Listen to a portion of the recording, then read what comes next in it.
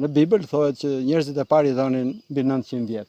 Shumë Mathusalemi, 965 vjet. Adami, 930 vjet. Dhe ekzistonte një tradit që thonin nuk ndërtonin shtëpia, se thonin pak jemi edhe do ikim. Ndërsa sot njerëzit me atë jetë aq shkurtër nuk naqen as me një shtëpi. Mbas shtëpisë parë do të blejnë të dytën, mbas dytës të tretën, të katërt, dhe as mbaron asnjëherë. Dhe ju e kam thënë në një takim me të rinjtë e Tiranës njerë që jeta shpirtërore dhe të vërtetat e thella gjithmonë janë paradokse. Në Ungjilli është i mbushur gjithë paradokse. Kush do humbi do fitoj, kush do fitoj do humbasi, i pari do jetë i fundit i pari. Ky paradoks është ke gjitha të vërtetat. Dhe njerëzit që jetojnë në dimensionin e përkohshmërisë, por nuk e shohin, nuk e gëzojnë as atë. Se janë gjithë në ankth. Ndërsa njerëzit që e shohin këtë dimensionin e përkohshmërisë, sepse jetojnë në dimensionin e përjetësisë, ata dhe e gëzojnë këtë kohë përkohshme. E shijon atë gjë. Edhe ju sot, për shembull, po të keni i hall, e të keni përkupuar, nuk e gëzoni më. As i dëgjoni më cecerimat e zogjve, as shikoni më bukurinë e natyrës, keni mendin atje të përkupuar. E njeriu sotëm është i përkupuar. Shpeshherë me gjëra krejtësisht kota. Jo vetëm që nuk i ndryshon dot, po janë dhe gjëra që nuk i duhen ndaj shumë. Preokupacione për këtë, për atë, për gjërat. Nëse njeriu e shikon veten si udhëtar, nuk i duhen më shumë gjëra. Njeriu kur udhëton mundohet të udhëtojë sa më lehtë. Edhe ju tregova atë historinë që tash jetonin 900 vjet dhe nuk ndërtonin shtëpia, se thonin pak jemi do ikim. Ndërsa ne me këtë jetë shkurtër, s'mjafton as edhe një shtëpi, po duan disa shtëpia. E sa më tepër të ketë aq më tepër i rritet preokupacioni. Sepse si duhen ato gjëra. Shpeshherë ne grumbullojmë gjëra më tepër se na duhen. E kjo vjen nga ankthi. Që lind nga lakmia. Të kem dhe këtë, të kem atë, të kem atë, nga pasiguria. E gjitha këto vjen nga mosbesimi. Nëse do kemi besimin e fortë, padyshim shumë gjëra do ndryshojnë jetë. Por qytetërimi i sotëm i ka bind njerëzit se kur njerëzit mund të realizojnë vetë gjithçka. Nuk kanë më të syrin që kishin ndikuar. Tek Ungjilli i Shën Johanit thotë një frazë që duket frazë thjesht, në lutjen e gjatë të Zotit, që është lutja më e gjatë e regjistruar në Ungjill, Zoti thotë fjalë: pa mua s'bëni dot asgjë. Nuk thotë që do bëni gjëra të vogla, po thotë s'bëni dot asgjë. Ne shpeshherë i lexojmë fjalët e Ungjillit, dëgjojmë fjalët e Ungjillit, por nuk ndalojmë tek ato fjalë, se çfarë do thotë. Pse thotë Zoti pa mua s'bëni dot asgjë? Dhe faktikisht ne s'bëjmë dot asgjë pa atë. Edhe kur bëjmë ne diçka, ne kujtojmë se kemi bërë ne, po se kemi bërë ne. Nëse njeriu është më i qartë për këtë gjë, padyshim që e kërkon Zotin që të jetë më i pranishëm brenda jetës tij. Besimin e shikon pak më thellë, se fatkeqësia e njeriu të sotëm, përgjithësi njeriu modern, është i ndarë, nuk është një, nuk është i tërë i plot. Edhe ne, shpeshherë, ndoshta mund të jemi të ndërgjegjshëm ose s'jemi ndërgjegjshëm, por themi që besojmë. Dhe shpeshherë jeta jonë tregon që veprimet që bëjmë ne janë veprime që nuk besojmë. Sepse nëse do ishte besimi vërtet, shumë gjëra nuk do i bënin. Dhe kjo është një lloj dyzimi që kanë njerëzit brenda. Të bëhesh shenjt do thotë që të bëhesh prapë një i tërë. Edhe në kuptimin etimologjik, fjala i shenjt dhe fjala i plot, ose jo i smur, i plot, i gjithi, është e njëjta rrënjë. Qoftë në grupin e gjuhëve latine, qoftë në grupin e gjuhëve gjermanike, slave, në gjithë gjuhët e botës. E në shqip, pavarësisht se mund të jenë dy fjalë të huazuara nga grupi latin, po fjala shenjt dhe shend, që është shëndet, është po njëjta rrënjë si fjalë. Sepse shenjti është e njëri që bëhet i plot, që do thotë atë që beson ai, atë dhe jeton. Andaj është i kthjellët, ai mendja e tij është e kthjellët. Ose etrit e kishës përdorin një fjalë akoma më të bukur, i esëllt, sepse shpesh ne jemi si dehur. Dhe me të dehurit është vështirë të krijosh dialog. Ne s'kemi dhe dialog me njëri tjetrin. Unë nuk e di sa përvoja mund të keni me njerëzit e dehur, po mbaj mend gjatë kohës që punonja në psikiatri, na sjellnin shpeshherë dhe të dehurit. Dhe fillojnë bisedën me të. Në pikën që ti mendonje që sqarove, që sikur po mbyllet biseda, e hapte nga e para. E këtë mund të vazhdojnë. Po shumë vazhdonte, po njëtin që bëjmë dhe ne. Dhe kjo mund vazhdonte gjithë natën, po histori. E ditës tjetër, po të ishte i dehur, prapaj po ashtu vazhdonte. Prandaj dhe etrit e kishës përdorin fjalët i esullt. I esullt është njëri që është i kthjellët në mendje, që dallon realisht se çfarë është. Kjo nuk është i proces i lehtë. Është i proces që kërkon vite, stërvitje shpirtërore, edhe një jetë shpirtërore. Për vetë faktin që ne nuk e dallojmë këtë, do të thotë jemi dehur shumë. Se kur je dehur pak dhe dallon pak. Pastaj vjen një pikë që desh, ju s'dallon më, do të në rregull. Edhe me probleme, shpeshherë ku ka njeriu shumë probleme, për sa kohë ai e kupton që është smur, nuk është smur komplet. Në momentin që se kupton më që është smur, kjo gjë ndodh kur e tregojmë për tjerët ne na vjen edhe për qeshur. Por kjo ndodh edhe tek ne vetë. Dhe shenjtërimi ose rritja shpirtërore kjo gjë është që dal nga dal duke bërë më shumë i esullt, e më shumë i kthjellët mendje. Jo ky lloj dyzimi që kemi ne. Dhe njeriu pastaj pajtohet me këtë dyzim. Edhe vazhdon një jetë gjatë gjithë jetës së tij dyzuar. Në një njeri janë dy persona. Kjo është personaliteti shumë thjesht ose i dy thjeshta çfarë mund të jetë. Nuk ka njeri i preshtuar nga kjo gjë. Shenjtorët ishin njerëzit që e mundën këtë gjë dhe u bën një person ai. Dhe kjo vjen pikërisht kur njeriu fillon dhe është serioz në atë që beson. Për shembull, nëse ne realisht besojmë. E nëse ne realisht besojmë që jemi udhëtar, e gjitha këto gjërat, pse përpiqemi për shumë gjëra tjera? Shumë pak njerëz përpiqen që të jenë shenjtë dhe përmend vazhdimisht. Edhe prindërve ju them. Prindërit nuk duan që fëmijët e tyre të bëhen shenjtë, duan që të bëhen suksesshëm. Me pozitë, një avokat, diçka. Për shenjtërinë nuk e ka mendje njeri. Sepse besimi, dhe kur them besim, përsëri nuk e besoj.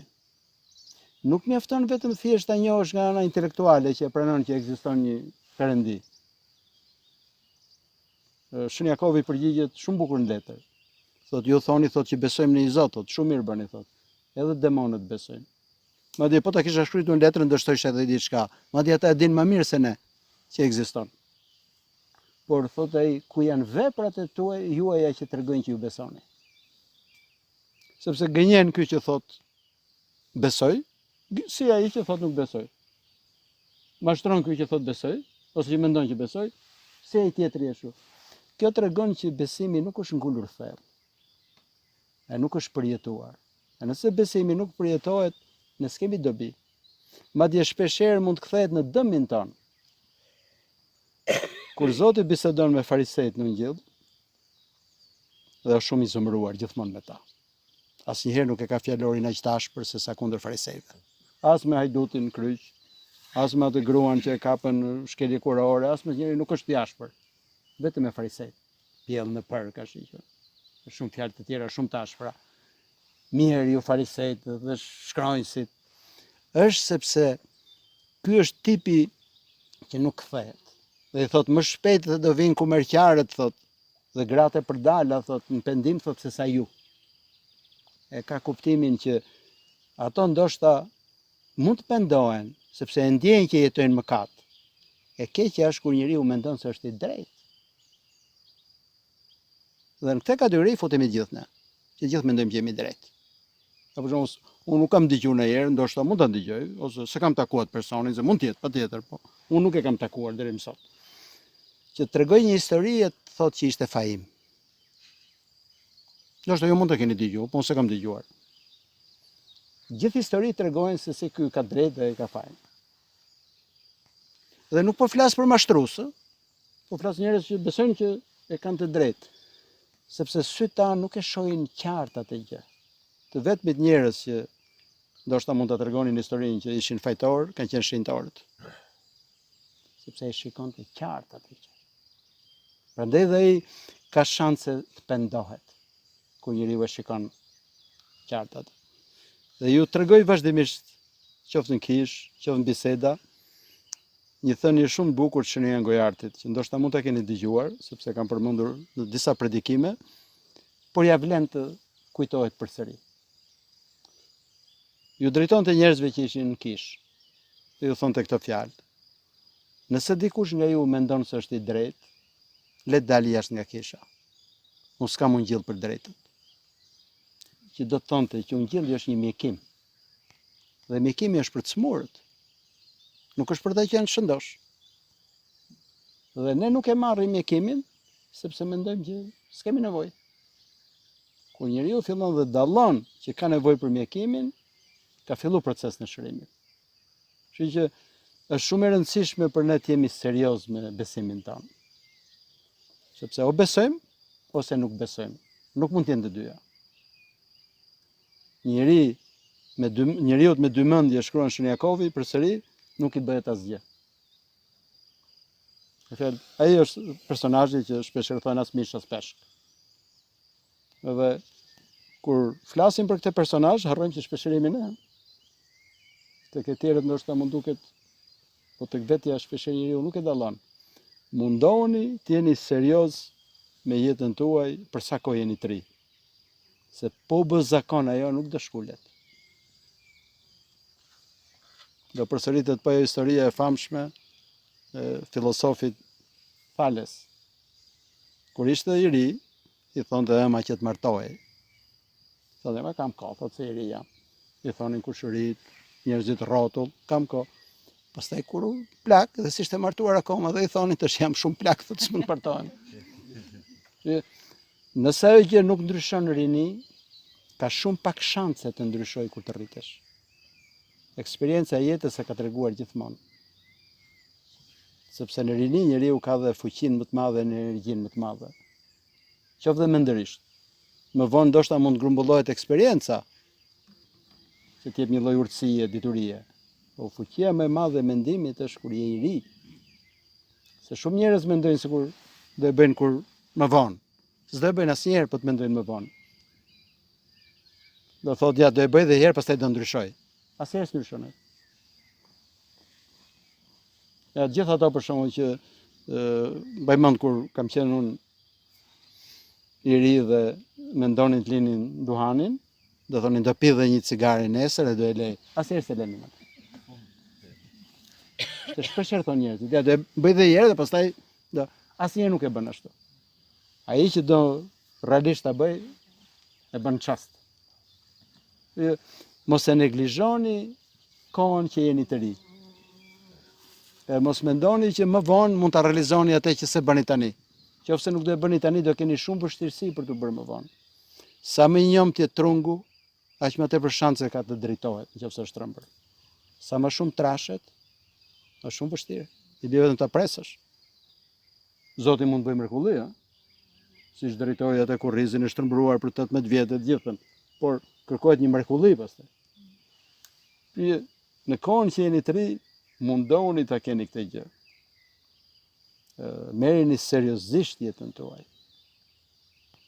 Unë e kuptoj që ndoshta jetojmë në një kohë që ka një lloj agresioni kulturor. Informacione pafund që vijnë nga gjithë anët dhe krijojnë një lloj turbullire. Edhe materializmi. Po të gjitha materializmi, lakmia, vijnë shumë gjëra. Dhe ky lloj informacioni e dëmton njeriu. Dhe nga ana psikologjike ndodh gjithmonë. Kur diçka e bëjnë të gjithë, duket sikur është në rregull. Nëse mëkatin e bëjnë gjithë, është në rregull. Duket sikur. Ai po njësoj është. Nëse janë smur të gjithë, nuk do thotë se jemi të gjithë në rregull. Jo se jemi të gjithë smur, por duke e bërë të gjithë, duke e bërë shumica, kjo është fuqia e shumicës. Dhe një krishter i vërtet, se thosh, nuk duhet binë në pushtetin e shumicës. Se të gjithë mendojnë ashtu, nuk do thotë se të gjithë kanë drejt. As nuk do thotë që shumica ndoshta mund të ketë drejt.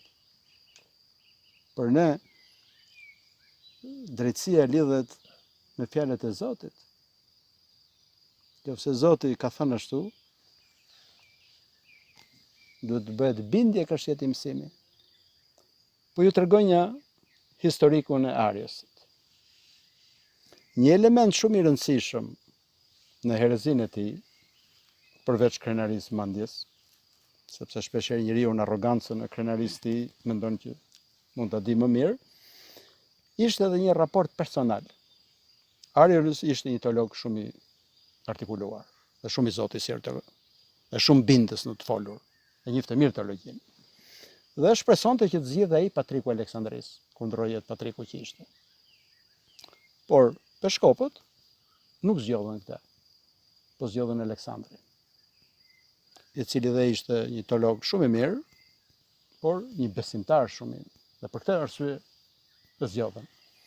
Dhe Aleksandri, që ne e njohim me emrin Shën Aleksandri, ishte Patriku që dorëzoi dhe diakon Shën Athanasin e Madh, ishte një mbrojtës i madh i Trinisë. Dhe ky mbronte shumë Trinin, në kuptimin që tre personat e Trinisë kanë një qenie të përbashkët. Dhe një nga gjërat që shtyu Ariësin ta të sulmonte akoma më shumë ishte dhe zilia personale. Përse u zgjodh ky dhe nuk u zgjodh unë? Nuk mund ta sulmonte direkt, po duke sulmuar me doktrinën. Dhe shpesh herë raportet personale që ne vendosim me njerëzit, me kishën, me shumë gjëra, duhet jemi shumë të kujdesshëm. Sepse mund ndikojnë ndoshta në mendimin tonë.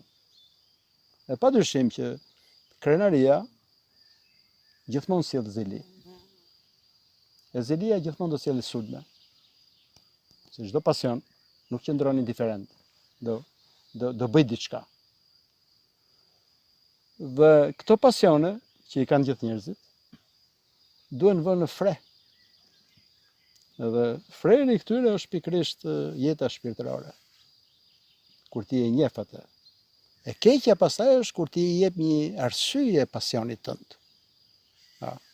Sa herë dëgjonin mbrëmësor është një varg nga Psalmi Davidit, që thotë mos më lejo të rrshqasin fjalë të këqija, për të arsyetuar mëkatet, që do thotë për t'i dhënë një arsye mëkatit. Që thotë jo, unë nuk e bëj për atë, po e kam hallin, ai faktikisht për atë e ka. Ky është arsyetimi i mëkatit, që kur ti mundohesh të japësh një pasaportë mëkatit, ta bësh sikur për e bërë për një çështje të madhe. Faktikisht mund të jetë një zili banale, ose një natë personal. Të vigjilosh mbi zemrën, pikërisht këtë do të thotë. Këshilla që jepnin gjithmonë murgjit e njerëzit e shpirtëror që vigjilonin mbi zemrën tuaj, këtë do të thonte, ta kontrollosh. Sepse shpesh herë shumë pasione që mund të kemi ne, i paraqesim si për çështje shumë të mëdha. Gjithmonë kështu është gënjur. Në emër të popullit, në emër të kësaj, se bëj për të tjerë. Në fakt, gjithse kush e bën për vete shpesh. Dhe vigjilenca kërkon një marrje serioze të asaj. Njerëzit që arrin dhe pranojnë që diçka nuk shkon brenda tyre, janë njerëzit që kanë shanse të shërohen. Këta ishin shenjtorët, cilët dalluan që diçka nuk shkonte mirë brenda tyre dhe e morën mjekimin, që është ngjilli, dhe u shenjtëruan. Ne jemi thirrur të gjithë për këtë punë. E të gjithë kemi nevojë që të ndryshojmë. Por po e përsëris që në moshën e rinisë, nëse ndryshoni diçka do mbetet gjithmonë tek ju. Edhe nëse nuk ndryshoni do mbetet përsëri ajo tjetra. Sa më tepër kalojnë vitet, më vështirë bëhet për ta. Në çdo gjë, jo vetëm ashtu. Sepse njeriu, siç thotë Shën Siluani, është një qenie zakoni. Po ta bëj zakon virtutin, do qëndroj virtuti. Po të bëj zakon vesin, do qëndroj vesi. Njerëzit për shembull kanë shpeshherë disa zakone që nuk heqin dot dorë.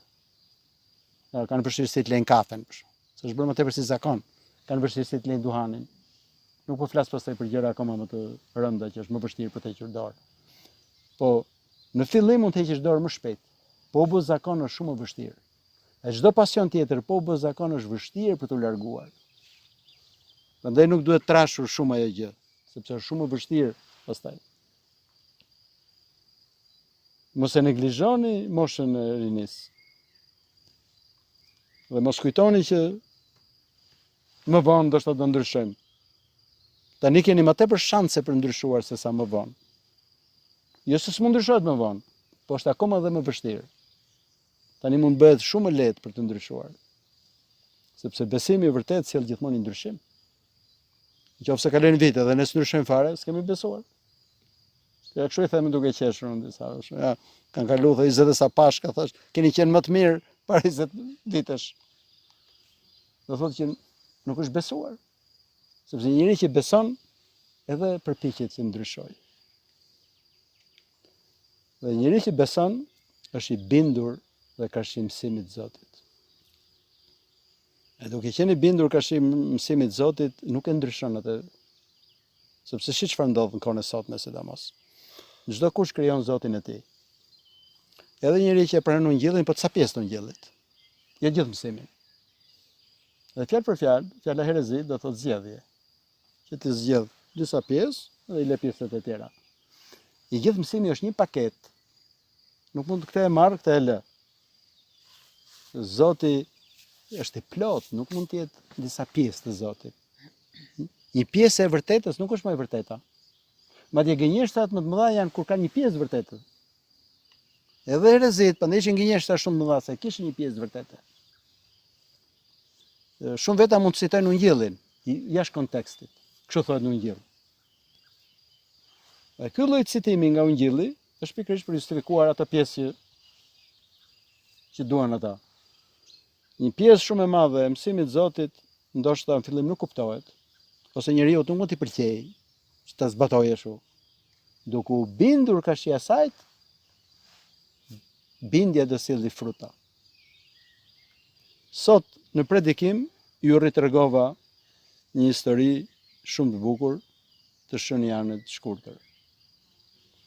Kur u paqit manastiri, i tha igumenit që çfarë do bëjmë këtu në manastir? Kush është puna ime? Igumeni duke qenë njëri shpirtëror dhe me eksperiencë shumë të madhe, siç duket dalloi pjesë krenarie. Dhe i tha ti tha, e kishte një shkop të thatë. Merre këtë thot mbill dhe ujite, kjo është puna jote. Po ta bësh sot, padyshim që do revoltoheshin kundër tij. Ti të kërkon tallesh me mua, ose do thonin dhe mbajnë gjoja për të shenjtë, që si na sillet ne. Po përsëri u bind. E mori shkopin dhe e mbolli. Dhe uji ishte 8 orë larg në shkretir, që do thot 8 orë për të shkuar e 8 orë për të ardhur. Kalonte gjithë diellin e shkretirës, gjithë ditën për të mbushur ujë, e për të jetur një shkop të thatë. E kjo vazhdoi për 3 vjet. Dhe mbas 3 vjetësh, Zoti duke parë bindjen e madhe të këtij, bëri që shkopi të mbinte. E brenda natës të rrinte të jepte fruta. Igumeni në mëngjes i kputi frutat, i mblodhi gjithë vëllezërit në kish dhe ju tha: "Eja një hani nga frutat e bindjes." Edhe ne, nëse do i bindemi mësimit të Zotit, e do përpiqemi ta zbatojmë edhe kur nuk na pëlqen neve, padyshim që do ketë fruta shumë të mëdha. Dhe të parët që do shijoni ato fruta do jeni ju. Po jo vetëm ju, edhe njerëzit që janë rrotullish. Sepse ipen aq shumë fruta sa që ka për shumë njerëz. Por shpesh herë, sidomos në kulturën e sotme, ne kemi problem për bindjen. Sepse kultivohet vazhdimisht çdo kush do bëj atë që mendon ai. Kur flasim për mësimin e Zotit, duhet kuptojmë që zbulesa nuk është një zbulim i joni, është Zoti që është zbuluar tek ne. Dhe ky është ndryshimi i madh ndërmjet fesë dhe filosofisë. Filosofi ndoshta përpiqet njëri të shpjegojë siç e mendon ai. Mund të ketë pjesërisht drejt, mund të ketë drejt. Një filosof kundërshton filosofin tjetër, tjetri ka këtë sistem, tjetri finon sistemin tjetër. Ndërsa në fe nuk është kjo. Nuk mund të ketë disa besime. Unë e mendoj kështu, ti e mendon ashtu. Ajo është zbuluar nga Zoti. E gjë sa është zbuluar nga Zoti, ajo është e vërteta. S'mund të ketë të vërteta që i kryejmë ne. Dhe njëri që shikon këtë formë, përpiqet që t'i bindet mësimit të Zotit. Edhe kur ai për shembull nuk i pëlqen. Që Zoti na kërkon që të falim.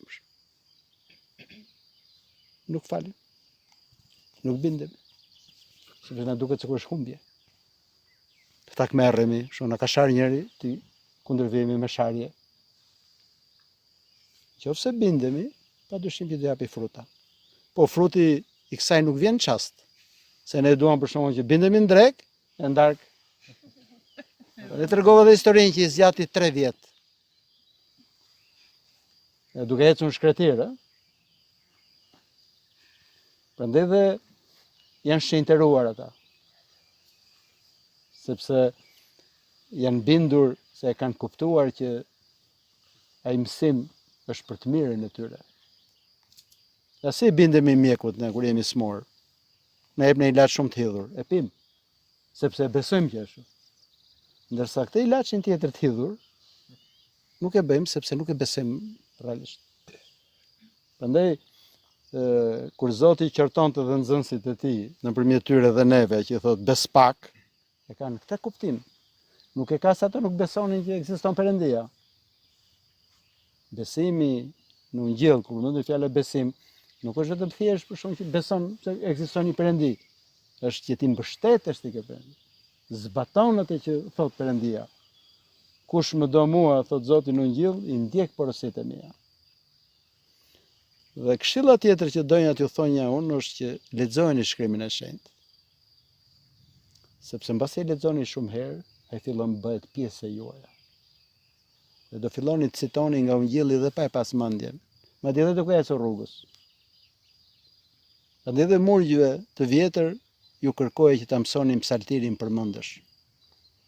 Sepse psaltiri ka psalme aq të bukura, saqë për çdo gjendje emocionale që mund të jemi ne, diçka nga ato do vinë në mendjen tonë e do të na ndihmojnë. Sa më tepër të lexohet Ungjilli, aq më tepër do bëhet pjesë e jonë. Se fjalët e Ungjillit kanë fuqi. Nuk ka qenë një zakon. Kur lexoj Ungjilli, në amvonin, poshtë mblidhen njerëzit. Nuk e di, jeni parë këtë? Vinë. Përse vinë ato? Edhe mund të ndëgjoj edhe atje ku është i ulur. Pse vjen dhe bjen gjuhë atje? Vjen sepse pikërisht ka qenë besimi që fjalët e Ungjillit kanë realisht një fuqi. Në kuptimin edhe material të fuqisë, i vjen realisht fjala, nuk është fjalë shumë e folur në erë. Se gjithsa është fjala e Zotit, padyshim që ka fuqi brenda saj. E sa më shumë të lexoni, aq më tepër do pasuroheni ju shpirtërisht. E fjalët e Ungjillit do fillojnë vetvetiu t'ju pastrojnë dal nga dal. Një këshill tjetër që do ju thonja është që, sepse ne jetojmë sot në një kohë shumë të vështirë, njerëzit janë të vetmuar, me sherrë, me grindje, dashuria ndërmjet njerëzve është paksuar, madje edhe brenda familjeve është paksuar. Mundoni të shpëtoni këtyre kurtheve. Sepse njëri egoist gjithmonë do jetë i mbushur me lakmira, me zilira, të cilat do shtynë atë të përgojoj tjerët, të shaj tjerët, të bëj atë gjë. Në asnjëherë nuk mund të shmangim këtë gjë. Është e pamundur të shmangen gjëra të tilla, po të paktën mos jemi ne përhapësit e këtyre gjërave. Sepse zilia mund ta çojë njeriu në gjëra që s'është shkërmendja kurrë. Ja, dëgjoni si e kanë akuzuar Shën Athanasin e Madh. Përveç tjerave do ju japun 4 akuza.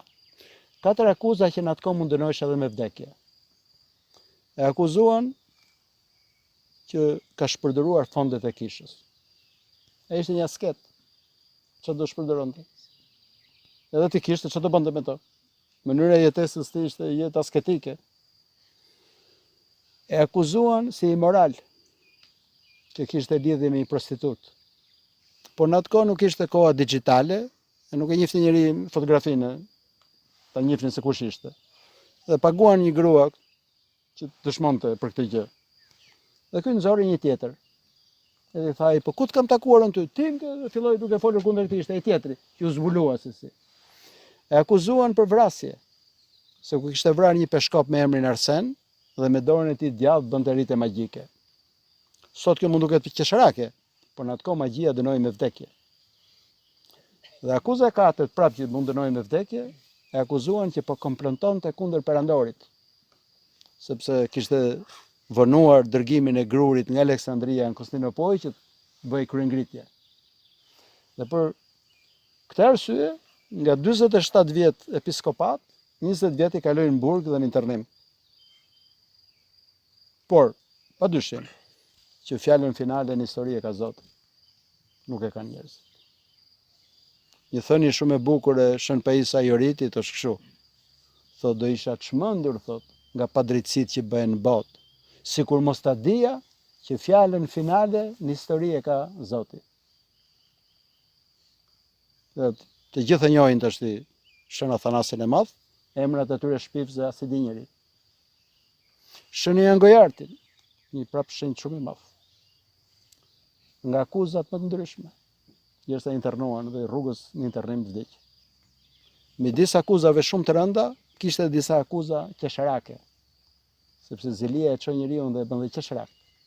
Për shembull, një akuzë ishte e tillë, qofse dikush do ketë shansin të lexojë një sinod që u bë që dënoi Shën Jan Gojartin, edhe janë gjithë akuzat e rreshtuara. Midis tyre ishin dy diakonë që i kishte përzënë ai, të cilëve ju kishin premtuar që do u bëjmë episkop, që i dolën dëshmitar. Një nga akuzat ishte kjo që ai s'di të predikoj, ai shan nuk predikon. Për predikuesin më të madh të krishterimit. Dhe akuzat tjera shumë të rënda, deri komplot kundër perandorit e shumë gjëra, gjithsej internon. Dhe ata njerëz që u morën me këto, ndoshta nuk kanë menduar se thellë se çfarë po bëjnë. Edhe ne shpeshherë kur përhapim thashëtheme, përhapim gjëra, po bashkëpunojmë atë. Se ne nuk e dim se kush është personi për cilin po flasim. Ndoshta po shpifim kundër një njeriu shumë të drejtë. Padyshim që ato nuk mund të dëmtojnë një njeri të drejtë. Shën Jan Gojarti bën një pyetje retorike dhe i përgjigjet vetë. Thot, përse Zoti lejon, thot, që të shahet, shpifet i drejtë, dhe t'i bëjnë padrejtësira shumë. Pastaj përgjigjet vetë. Për dy arsye, thot. E para, nëse ai njeri, thot, e duron me burrriet, e thot, do laj një shumë të madhe mëkatesh që ka bërë. Nëse s'ka shumë mëkate, do ketë një shpërbles shumë të madhe. Kështu që në dy rastet është i fituar. Por jo të gjithë janë të fortë. Shumë ka njerëz që ndoshta mund të munden nga kjo gjë. Sepse dhe kjo është një shenjë, prove. Nëse dikush të shan ty, është një shenjë prove për të njohur dhe veten tënde. Ka 3 rrugë që do përgjigjesh.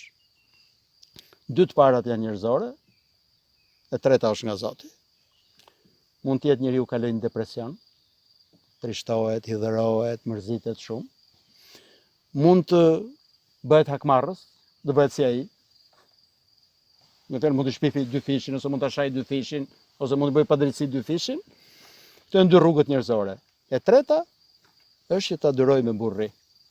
Madje edhe të lutet për të. Qofse bën këtë formë, ai do fitoj nga ajo gjë. Sepse nuk të mund të dëmtoj asgjë që vjen nga jashtë. Dhe ndoshta mund të ndihmoj se mund të jesh dhe i përulur. Ka qenë një shenjë i madh i kishës, ku ja them ti që ta mbani gjithmonë në mendje, i cili pagunte njerëz që të shpifnin kundër tij, që të rrinte i përulur.